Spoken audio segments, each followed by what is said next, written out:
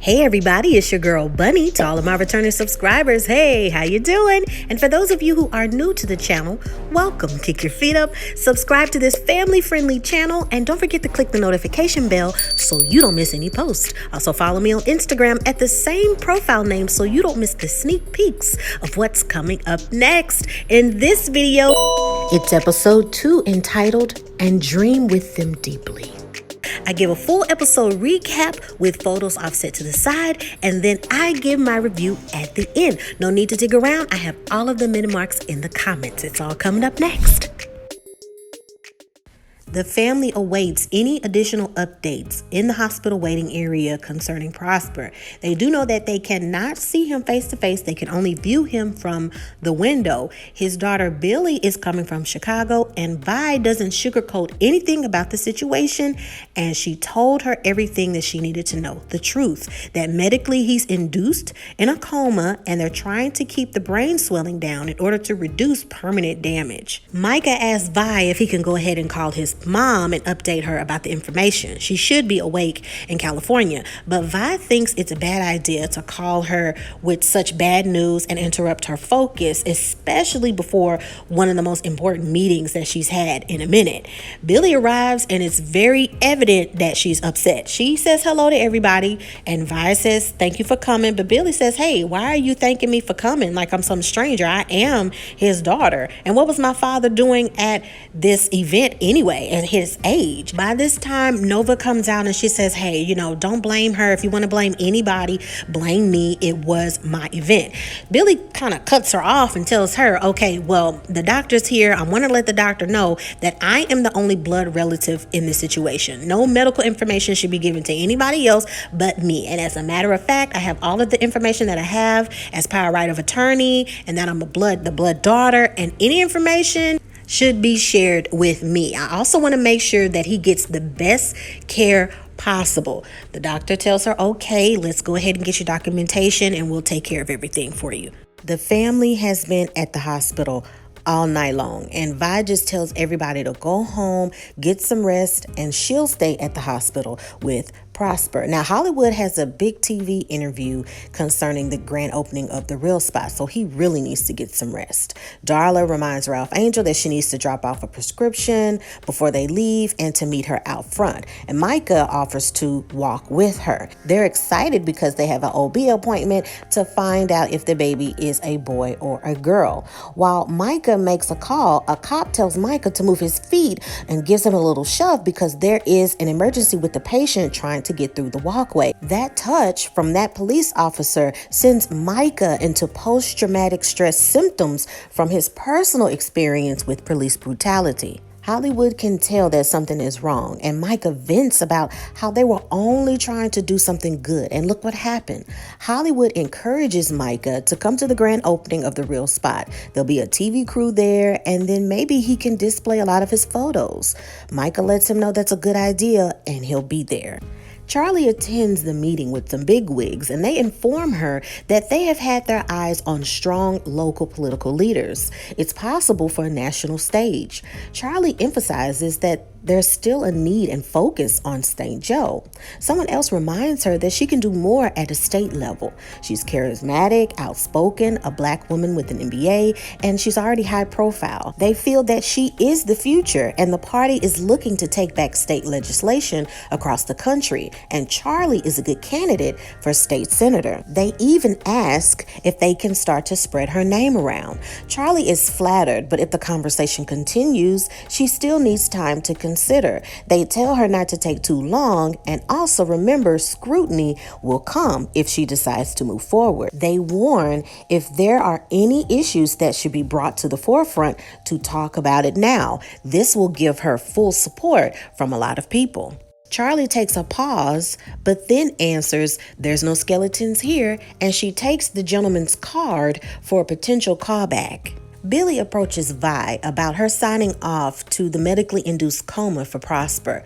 Vi explains that she tried to reach Billy as best as she could, and she did what was best, what she felt at the time. Billy scoffs that she was on a plane. The doctor reports that unfortunately he's not seeing any improvement and wants to try a hypothermia treatment. It's safe and it controls the lowering of the body temperature to around 35 degrees. It may reduce the inflammation on the brain. It's not a guarantee, but everybody's reaction is different, but he wants them to consider the process. Billy is frustrated, and Vi suggests that Prosper has been her friend for over 35 years, and he would consider this treatment. She wants Billy to know that she's not alone, and they can make these decisions together. Billy is very angry, reminiscing about how she should have moved her father to Chicago, but he insisted on staying, and that if there were any issues that the Bordelons would take care of him. Vi reminds her that the last time Prosper was in the hospital, she didn't want to be bothered to come and visit. Billy is so upset that she tells the doctor to remove Vi and the other family members from the approved visitors list. The doctor is saddened to hear the request, but he has to abide by the family's rights in these decisions. Micah meets with a friend for a conversation and coffee, but he's in a trance of trauma before being snapped back into reality. The friend heard about the matter at the drive, and Micah shares his personal experience with police brutality. The friend extends his presence and friendship if he needs it and leaves Micah with his thoughts. Micah calls to check on his mom and to see if the meeting went okay, but Charley can hear something in his voice and that something is wrong. Micah breaks the news about Prosper, and Charley tells him she's on the next flight home. Vi calls Nova livid about how Billy has banned them all from seeing Prosper and wants Nova to talk some sense into her.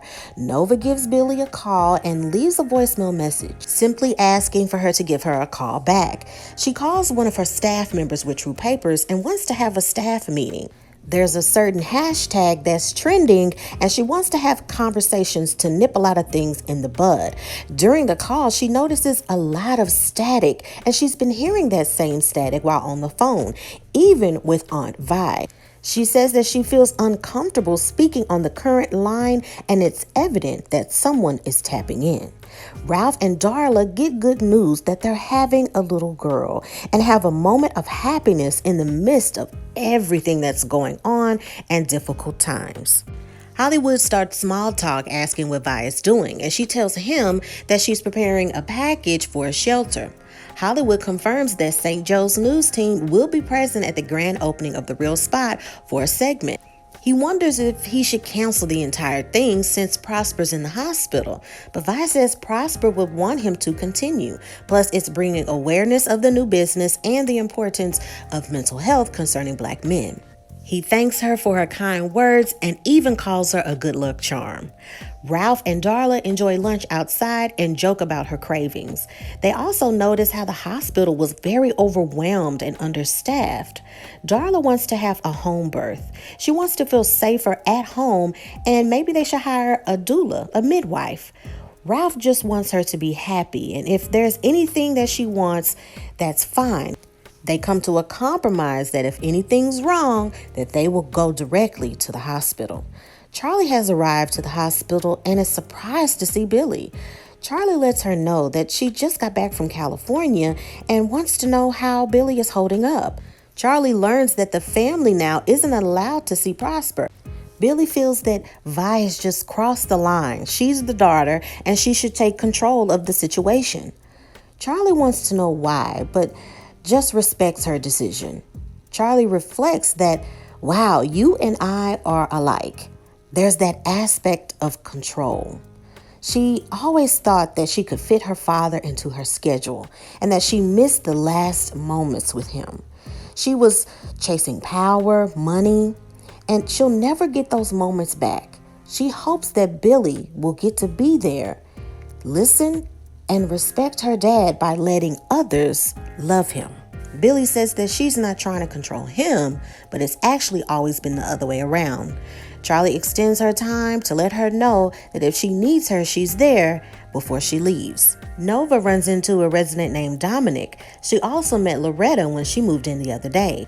He jokes about how he's barely at home anyway since he travels a lot. He just returned from New York, but he's back now putting together a multimedia exhibit about the Black Northern migration to Tulane, which is Nova's alma mater.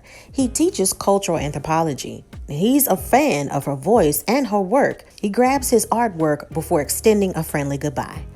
Hollywood preps for his interview and creates small talk with Micah.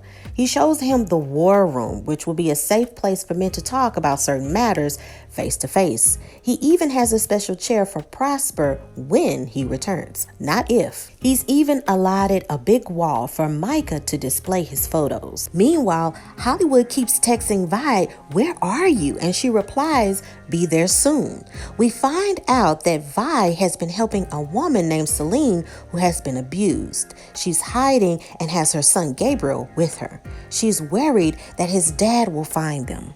Celine is so happy that Vi has helped them so much with food and supplies. Celine notices, though, that Gabriel sent a text to his dad with her phone.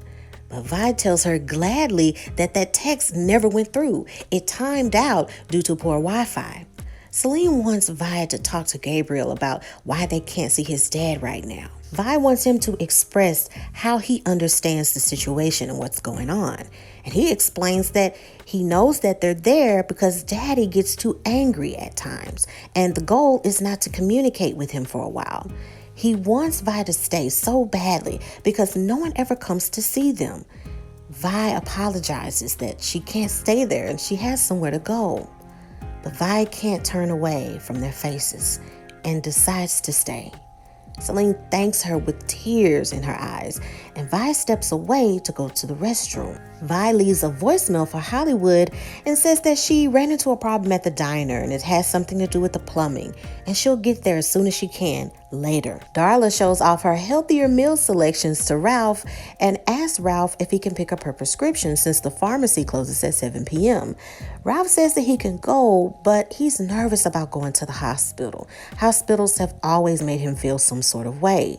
Darla insists that it's not a big deal and they can wait till tomorrow, but Ralph says that he'll go ahead and make the pickup. Charley gets off a call with someone upset about the drive, and she can't even fit a word in. They even hang up in her face. She sits appalled by the disrespect and views the offered card deep in thought. Nova goes to see Billy, and Billy jokes about how she's always been an activist, and she reminisces about how when they were in their senior year in school, Nova advocated for her vegan meals. Nova breaks the mood, unfortunately, but wants to talk to Billy about Prosper. She tells her that everybody loves Prosper and she should reconsider giving everyone visitation rights. Vi took care of Prosper and brought him into her home during the pandemic. Nova reminds her that she's been away for a long time and she should understand why her dad chose to be at home instead of going to Billy's place. And she also notes that, "You owe me." Billy says that she'll call the hospital and allow the visitations. When Vi gets home, Hollywood is upset that she missed the entire evening. She's just in time, though, to see the segment on TV. While watching, she gives compliments that he looked very handsome on TV and that it was excellent and everything turned out great. Hollywood makes a sarcastic statement about how everything went well and how he didn't need her good luck charm after all. Dominic returns some Tupperware to Nova and thanks her for the pieces of pie that Vi made, but he refills it with some veggie casserole.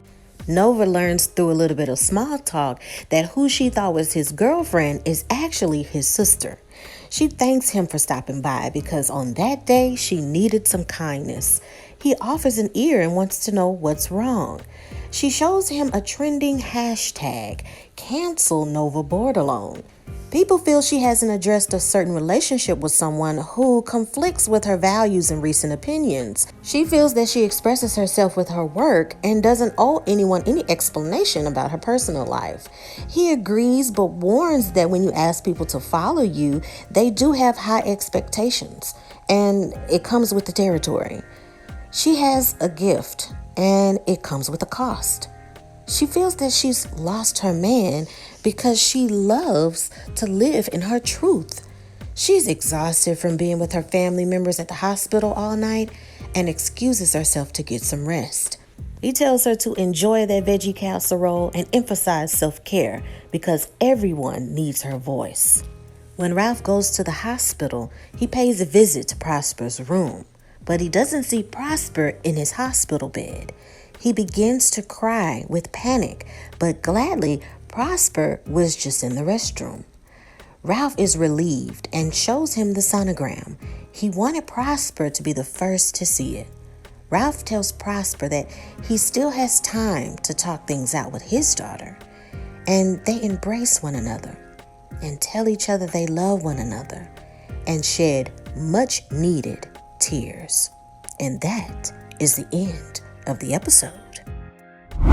Now it's time for your favorite part of the video. That's right, my review. If you listen to the last review, you notice that I mentioned that when it comes to relationships with these characters, big arguments are coming. These arguments have been boiling and waiting, and they will topple over and burn in a lot of aspects. We've had this whole situation with a pandemic brewing and just individually trying to figure out what is next. What is the next moving forward, which is beautiful because it correlates about how a lot of people felt and how a lot of things in family dynamic and work environment have drastically changed. With these characters, the writers are allowing you to see that as well, because the focus of last season was just everybody trying to figure out what to do. What's next? How am I supposed to feel? I don't have time to feel. I don't have time to emotionally invest because it's just one thing changing and there's so much going on. There's a lot of things racially and that climate brewing along with so many other things. So you have all of these things going on at the same time, and the writers correlating that so the viewers can have an emotional connection. And I think that is amazing writing, amazing timing, and basically beautiful. And what a dynamic for all of the actors to incorporate that as well. So you have all of that in a big soup in this series that's happened. And this season is just absolutely beautiful because at some point in time, the viewers can connect and relate to at least one character in this series, or at least you know someone in your family who can connect with at least one character in the series. Let's start with Vi and Hollywood. I've been saying for the longest that their relationship and their argument is brewing. It's getting hot. With last season, Hollywood going through what he went through with his mom. Even before that, Vi chose to not touch on certain topics about the loss of a child, the abusive relationship before. It was talked about, but that emotional dynamic psychologically wasn't touched. It was this kind of, let's just deal with it. Let's just move on. I'm in this part of my life. I'm married to you now. Let's talk about it. But anytime you have something new, you want to make sure that old things are completely gone, that you've in some way, shape, or form started at least the journey to where you've started your healing process. Vi's connection with true healing honestly hasn't begun. So that's rolled over into her current marriage. Even though they're happy, even though that they love one another, there's so many things with their relationship that needs to be talked about. Hollywood has expressed in the past that I've always been there for you. He used his settlement money to help Vi create her business, postponing what he really wanted to do, which is just occurring now with The Real Spot. But when he had to launch with The Real Spot, the pandemic happened, and then he was depressed that he invested all of this money and nobody was there. And then also paying rental fees and nobody was there. So we have that argument is coming. Her connection with Blue and treating Blue as if that was on her child and latching on to Blue and having the audacity to really get upset when the parents, Ralph and Darla, make critical decisions about their son and schooling and him being sent off and him going where he wants to go. Even when Blue expressed that made him happy. He loves to meet new people. And also he's just smart. And Vi Latching said he needs to stay here and he needs to. It's okay, like Ralph Angel said last season, to tell me your opinion because I respect your opinion. And we appreciated the times that you took care of him when we couldn't, when we weren't at our best. But that final decision goes to the parents, whether Vi likes it or not. So she's dealing with all of that, and Hollywood still has deep-rooted anger and not really getting to do what he wanted to do, always putting her feelings first when it comes to putting his on the back burner. So that argument is coming. We have arguments coming with all relationships.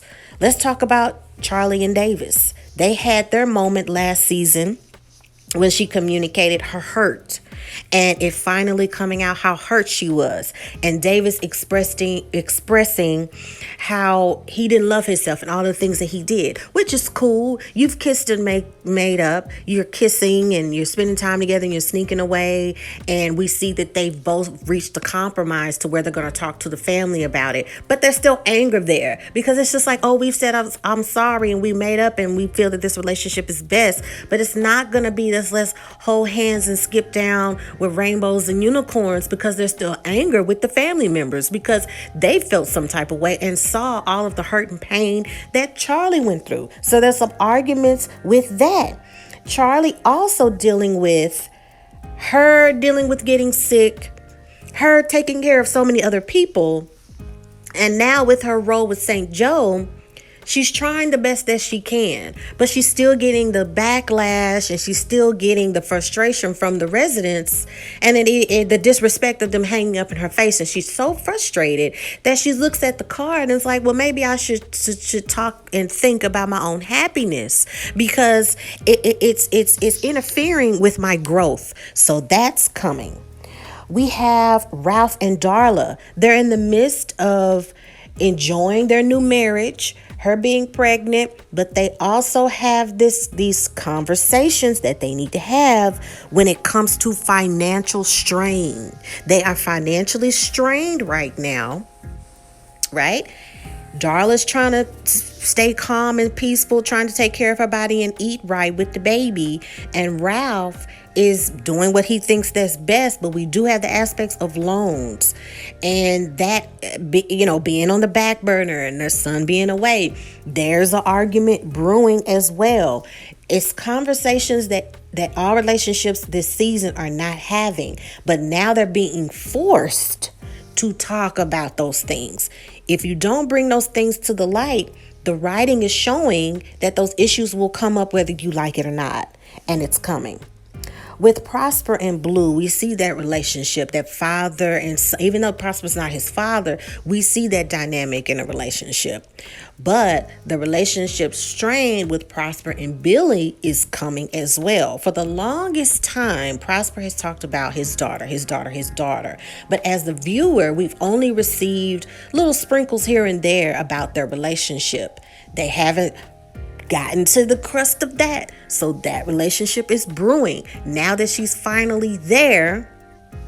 And unfortunately, at a time where he's in the hospital, you have to have those conversations because now you're thinking about time. Now you're thinking about health. And like Charley tried to warn, I thought I could fit my dad in my schedule and just talk to him, whatever. But the reality of it was they didn't have more of those deep-rooted conversations about her upbringing, her family, her mom, until it was too late. So that's coming. Now let's talk about Nova and her secrets with Billy and saying, you owe me. Saying such a statement is like, what's that about? And they gave us a preview of that's clearly something that they're going to talk about in the next episode. But I think this season is trying to show us that suppressing and when we think we're okay, never does anybody any good. It just rolls over into everything that goes on in your life, right? The statements that Nova made about how things in her personal life correlating with her platform and that it should just be personal and whatever. But the gentleman, Dominic, said, hey, That's just life. When you have a platform and you have a certain stature, people are going to look at everything. They're going to look at your personal life, whether you like it or not. They're going to correlate that with how you're rolling. If you talk a certain way, they expect you to walk a certain way. It can be unfortunate at times, but the gentleman was right. Now, even though Dominic seems to be this good neighbor and the resident and the young lady that's his sister, it's a mystery for me. In my mind and jury decision on them, it has a big question mark, because now we have this Judas and Jesus situation, right? And I'm a big person that loves mysteries and mystery novels and puzzles and all this other stuff. You're having this issue with your phone. Nova's having this issue with her phone with static and constant interruptions. It's obvious somebody's tapping in, right? When it comes to agents and investigations, they put people around you that will be your cup of tea, that you probably wouldn't see as threatening. It is a possibility that those two people have been hired to tap in on Nova. Wouldn't surprise me, and it would be a big shocker of the season. That's my prediction. He seems to be cool. He's at the college, blah, blah, blah. And people are like, oh, that couldn't be true because he's at a college and blah, blah, blah, blah. But it seems very convenient. They just so happen to pop up and move in. And Nova's having all of these interruptions and interferences with her call. Think about that one. We also got to talk about Micah. Micah and his trauma. Him saying he's okay. That's catching up with him, because now it's starting to interfere with his life. Now he can't focus. He's getting those symptoms. He's getting body triggers that's making him physically experience being tapped out of reality. Fear crippling him from literally moving, speaking, thinking, talking, everything. Okay. And people are starting to notice that he's not there and he's not focused and he's thinking about something. That war room was big foreshadowing. And foreshadowing that there are going to be certain individuals in that room talking about very serious issues. And maybe Micah may have his moment when he puts those pictures up and he basically purges all of those feelings and traumas in that war room. We also got to think about how he's having a very unprofessional relationship with a professor or a teacher or whomever that she was. Even though he's a consenting adult, he is spending time with someone that's supposed to be a superior when it comes to education or research. So that might come back to bite him in the butt. But he's dealing with that, and he's trying to balance school. He made this big decision, right, to go from potential Ivy League to a university. And will he have regrets and thoughts about that? Everything's churning, everything's brewing, and when it boils over, I'm gonna say, as the reviewer, I told you so. I noticed this foreshadowing from the previous season. Now, I will say this again, and my subscribers will say, Bunny, you say this every review, but I just want to emphasize that because I'm an Aries. I love to say I'm right? That I feel that they should not drag this show too far and having too many seasons. We've got to get to the point where a lot of these storylines are coming to a close. If you don't do that, the show will be redundant and viewers will become uninterested. Good example, a lot of that happened with The Walking Dead, right? Which is an apocalyptic based show. If you keep stretching the storylines and extending them for just too long, then your storylines start to bleed over, and it's just kind of like, what are we doing? With Queen Sugar, it's kind of like, okay, can we bring it to a close about this? Can we at least bring it to a close about elections? Can we at least bring it to a close when we talk about, it's time. So taking it all the way to season 10 to me would just be crazy. You know what I mean? It's kind of like, It's time to make those decisions on what needs to come to a close and give the audience closure.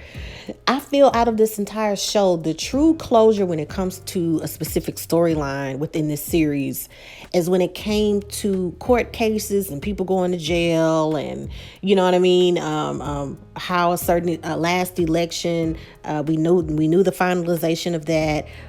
We still have information about the prisons and the highways. We know because of the pandemic that halted because they can't continue when it comes to certain fundings and buildings and all of this other stuff because of the laws. And it's just, you know what I mean? It's only so many things that have had true closure, you know, and going all the way back to season 2, maybe, about the mystery about Charley and her parents and the relationships and what actually happened. You know what I mean? So it's just kind of like, now, are we in a modern day good times? Is it just going to keep on going and going and going and going and going? It's like, okay, I get it. Your family's going through a lot. I mean, sheesh.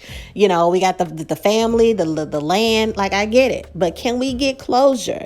Can we end it at a certain point that would make sense to where we could say, okay, at least I have an idea about these relationships and what happened. And as a viewer, I can go, okay, that was a really good show. I like that whole journey of the entire family. Let me know what you think. I'm loving it. Make sure that you check out other playlists. Also check out Wu-Tang: An American Saga, which is a Hulu original series. It's actually in season 2. You have plenty of time to catch up and binge watch. So if you haven't seen the series, make sure that you click on that Wu-Tang: American Saga playlist from season 1, binge watch, and catch up with us now in season 2. Now we're on episode 4. So you have plenty of time. If you don't have anything to watch and you don't know series to watch, check that out and let me know. Leave your comments below. Remember to be respectable in the comments. And until next time, I'll see you then. Bye.